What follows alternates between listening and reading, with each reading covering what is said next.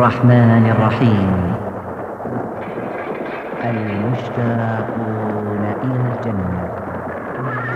وجنات عدن زخرفت ثم أزلفت لقوم على التقوى دواما تبتلوا بها كل ما تهوى النفوس وتشتهي وقرة عين ليس عنها المشتاقون إلى الجنة. ثم تحامل الغلام على نفسه وقال: يا عمي، صدقت الرؤيا والله، صدقت الرؤيا ورب الكعبة، والله إني لأرى المرضية الآن عند رأسي وأشم ريحها. المشتاقون إلى الجنة.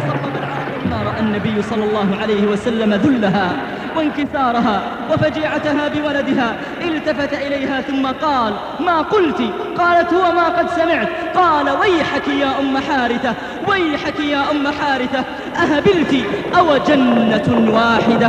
إنها جنان، وإن حارثة قد أصاب الفردوس الأعلى. وسارعوا إلى مغفرة من ربكم وجنة عرضها السماوات والأرض أعدت للمتقين. المشتاقون إلى الجنة. أخبار وأسرار، أسرار وأخبار.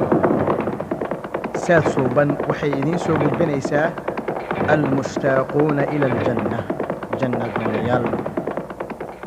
waxaa mahad iyo ammaan leh Allah ee ugu talagalay jannada firdows addoomihiisa rumaysan tawxiidka martiqaad iyo maamuus ahaan oo u fududeeya camalada wanaagsan ee gaarsiinaysa iyada addoomihiisaasoo aan yeelan sukadeeda shuqul kale.